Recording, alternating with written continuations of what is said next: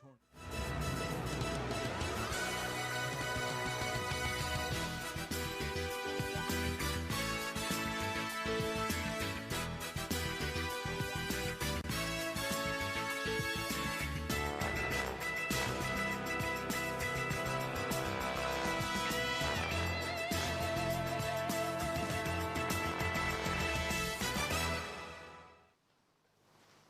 To curb extremism and terrorism, we should utilize our poets and writers as well.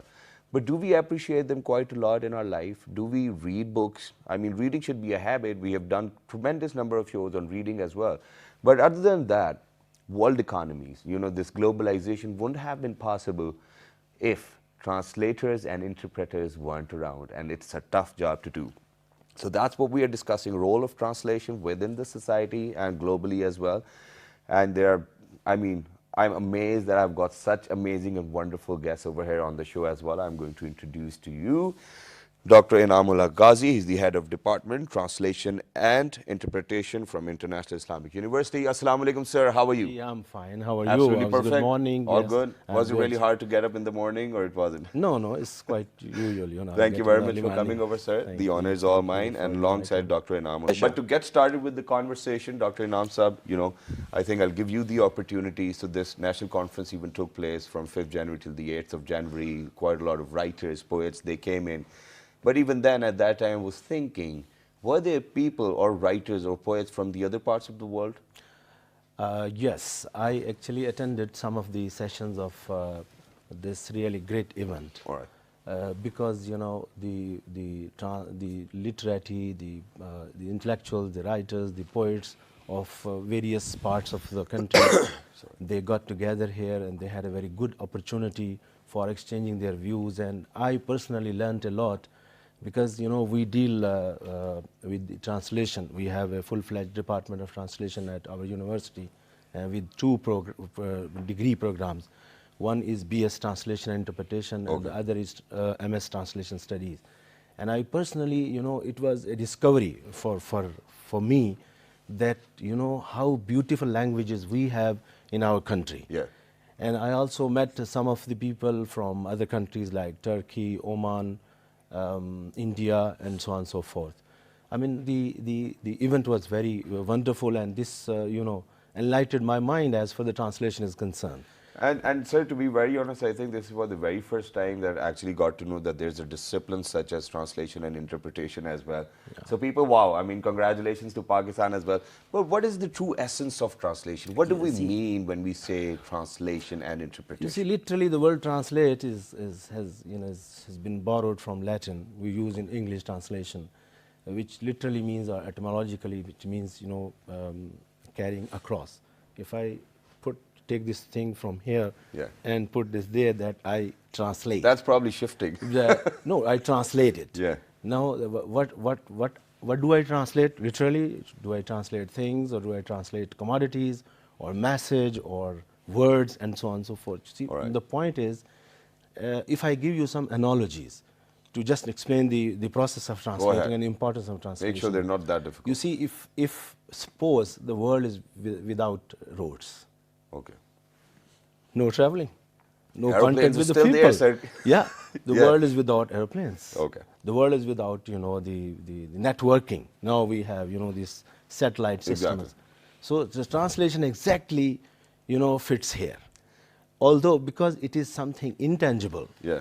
It is connecting the minds of the different people. If you just visualize that the people on this region of the world and here, and the minds are connected, the only effective mean is translation. Thank you very much for bringing up that point. I think that's where I want. I want to add one thing to what ambassadors have said. You see, when we say official language, we are talking about the terminologies, the language phrases used for official purposes, official correspondence, and maybe some part of the legal terminology is also involved in those. Sorry, sir, I'm stopping you over here, but is there a shorthand for Urdu as well? There is, of course. There is shorthand. And recently, one book is published by the late. I would use this term. So the more we talk about it, it's going to get. That's how translation and interpretation are actually having an impact on societies. That's how societies are being shaped now. That if there's a need of an hour, okay, people will go into it, learn it, come out of it, and then obviously the society is going to change. One person starts speaking it, the next generation and generations, but then the only problem is, don't you think that for all those people, all those Pakistani who went abroad, probably in the West or wherever they were, they learned their language, probably even in Oman or wherever they went, they started speaking Arabic. Now, for example, if they became residents, which they wanted to initially, when it was 1970s or 60s, now it's their third or fourth generation coming out. So it's a question for you. And their kids have forgotten what their national language was, what the original heritage was. How do you think we can preserve that? It just can't be dependent on translators and interpreters. Are you talking about just the Arab world or No, the everybody, Western everybody. For example, if they've been a resident over there, they've been there, Of course. they've got Pakistani their kids abroad. they've got 3 or 4 generations now. The third or fourth generation can hardly even understand a word of Urdu, and they don't want to learn. I think the number is very few. My Okay. personal observation is because I'm basically a teacher and a language learner as well. Yeah. And I think so far they are bilingual, because many people are coming to my department from Saudi Arabia and from Sudan and other countries where they were originally they were Pakistani, they were born there, this third generation. And they are a little bit, as for the spoken language is concerned, Yeah. they are bilingual. Okay. But your point is, of course, is very valid one, because we are not promoting, I'm sorry because I'm just drifting from your question, we are not promoting Urdu language among us. Yeah. How can we, think about those who are residing outside the No, country? but this is the only and, English and, channel in and bringing Pakistan. them back I mean, to come our on. culture and our It's language. for all those people who are out No, there. what I want, you see, Yeah. just to relate what Javed Hafiz Sahab said earlier, you see the Urdu as an official language, I tell you there is no need to work, because the lot of work has been done. I personally know, huge number of dictionaries, languages, everything, Yeah. the procedures, the administrative, the tiers and everything Yeah. is ready. It is the political will as for the official language. Yeah. Because if you want to make Urdu as an intellectual used in the universities for teaching physics, chemistry and so on, so we need to work. This is something else. But as for the official language, the lot, there's a lot that we can benefit from. I mean, the only irony is over here, ladies and gentlemen, I'm very sorry to bring it up as well, and that is that, just go out to maximum number of Pakistanis, ask them to read their Alif Bay out, and just see how many people are going to get it correct. And then, ask the same person to read you ABC out, and see how many people are going to get it correct as well. We're going to go for a short break. Don't go anywhere, because the conversation is going to get very interesting over here at this point. And then we really need to see whether translation helps us or it does not. I think that's what it is. Let's take a break. Good morning.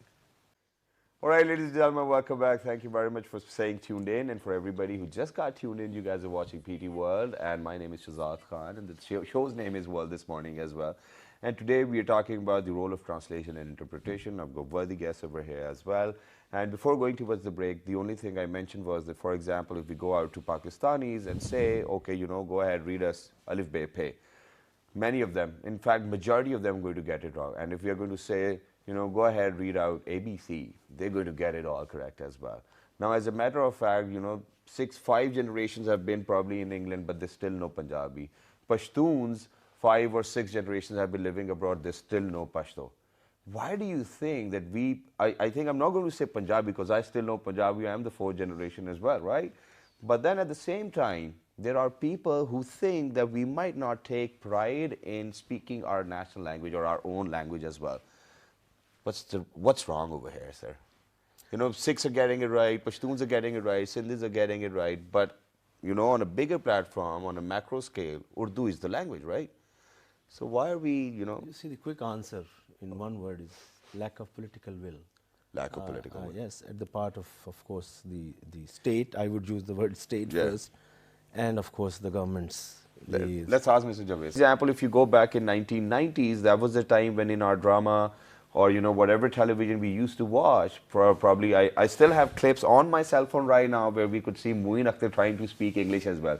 Or if you might have seen that drama on PTV, Way Run Away, they've actually tried to speak English. They have glamorized it at that time just because of the fact they wanted us to, get better, to be groomed, if that's what they think.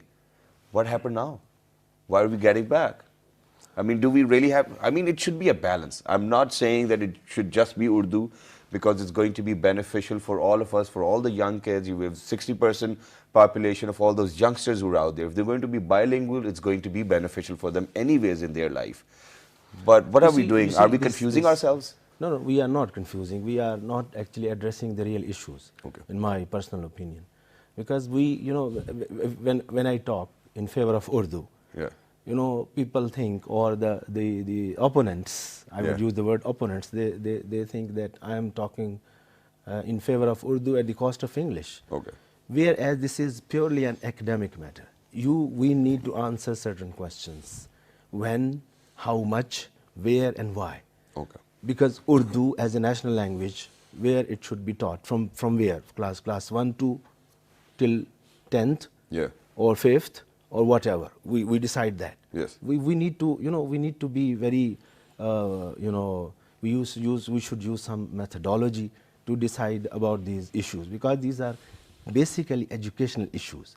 Exactly. So grade 10 Urdu, and then you start English, more focus on English, because we need to connect with the other part of the world. It's a national language. We need to read all of those books which the school guys are going to give. All of those. We need to translate them as well. Exactly. We need to translate them. It's matter, we suppose I'm saying 100% percentage. What percentage the importance should get Urdu, or what percentage the importance should get, and in which area, and when, for Exactly. what purposes?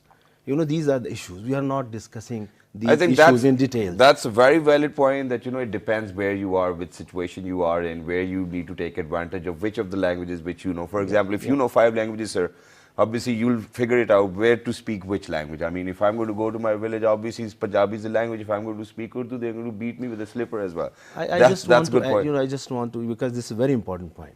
Historically, the whole region has been bilingual, or sometime, more than languages. People used to learn more than languages. Yeah. You see, 1,000 years and all that. So we will remain bilingual. This is for sure, I tell you. But okay, originally my question was, how does it affect human development, interpretation and translation? I want to bring the conversation back to being bilinguals, or what? No, just translation and interpretation. How does it affect human development? Human development. You see, you see. My exposure. If I'm living in a village, so my exposure, or my experience, life experience, would be at a certain level.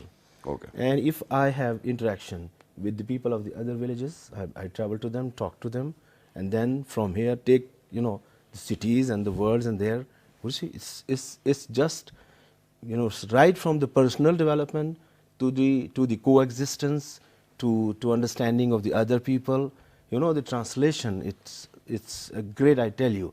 We as in other areas, we have very less awareness about this important area. Okay. That is translation. To probably make sure that people are going to learn English and correctly as well. So these are different methods as well.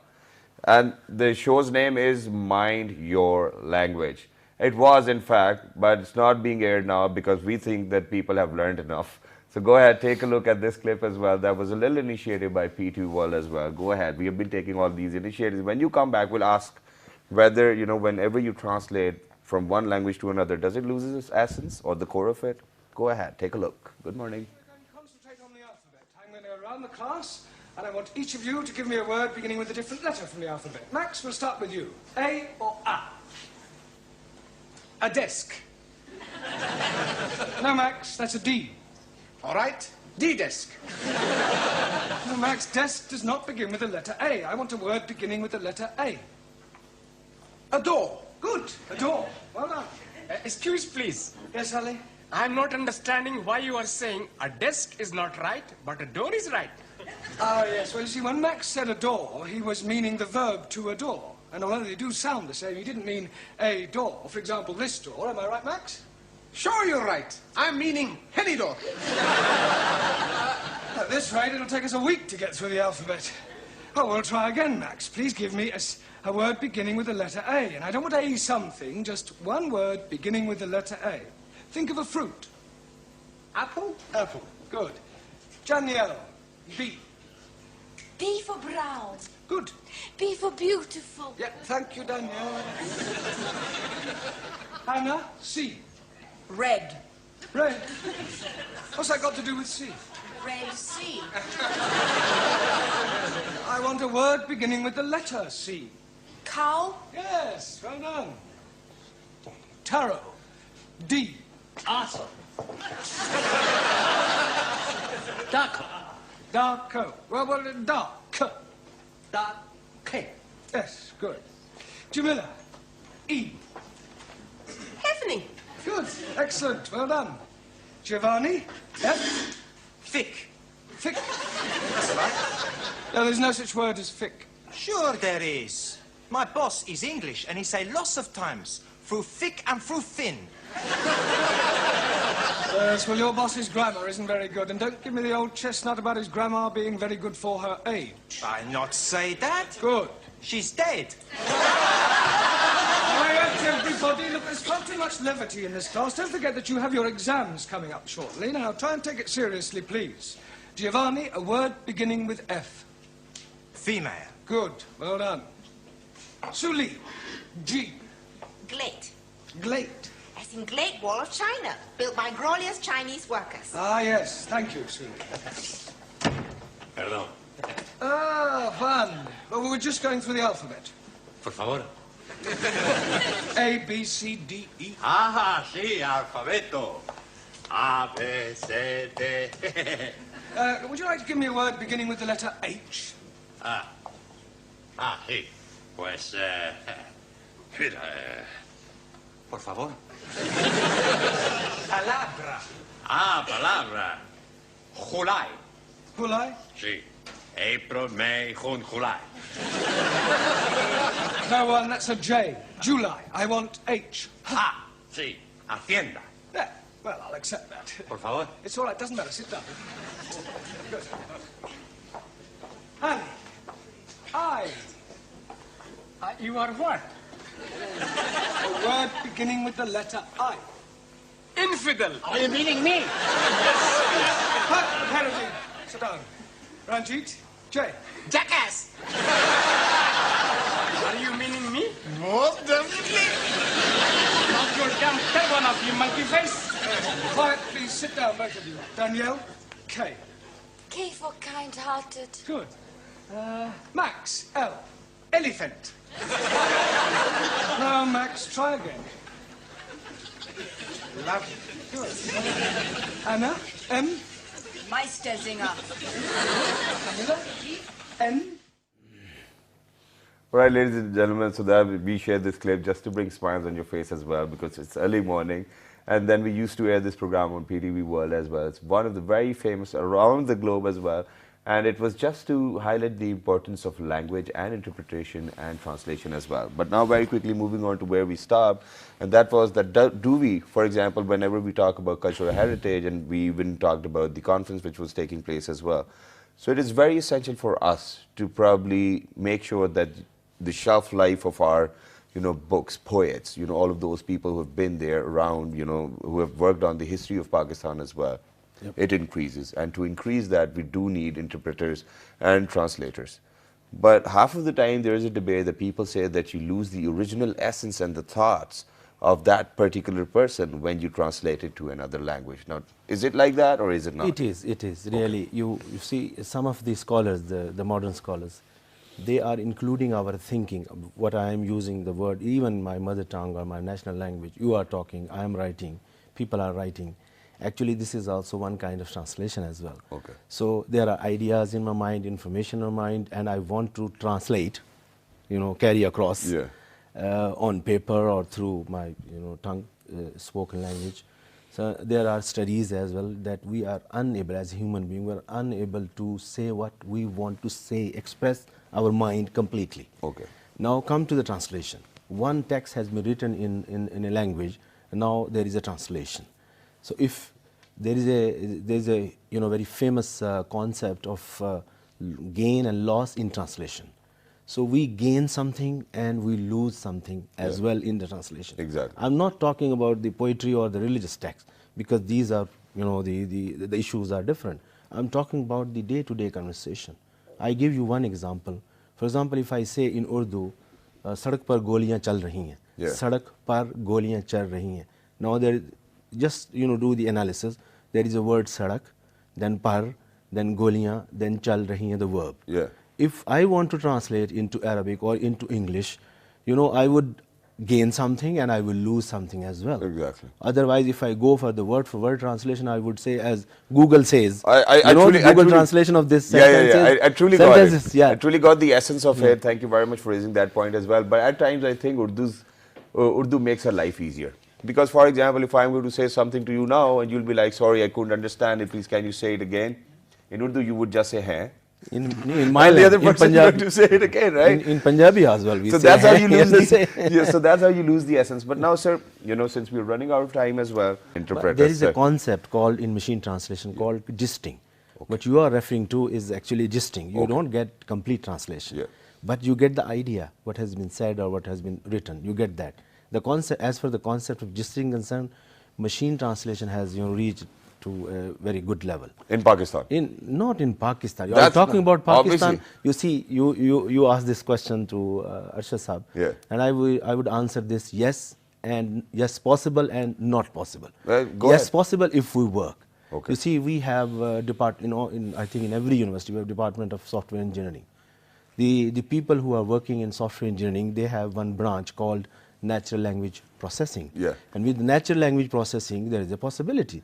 So we need to work together Exactly. to develop such softwares, such programs that facilitate communication between English and Urdu and even the local languages. Exactly. Thank you very much for saying that as well. And ladies and gentlemen, this is very correctly said. It's not just the responsibility of 3 universities within Pakistan. I think everybody from every field will have to put in their work, their hard work, and then come together if we want this to happen over here in Pakistan, and it can be a booming industry for all of us as well. Remember, CPEC, okay, quite a lot of people are going to learn Chinese alongside the economic corridor. Go ahead, you'll get quite a lot of job opportunities as well, and every now and then, read newspaper.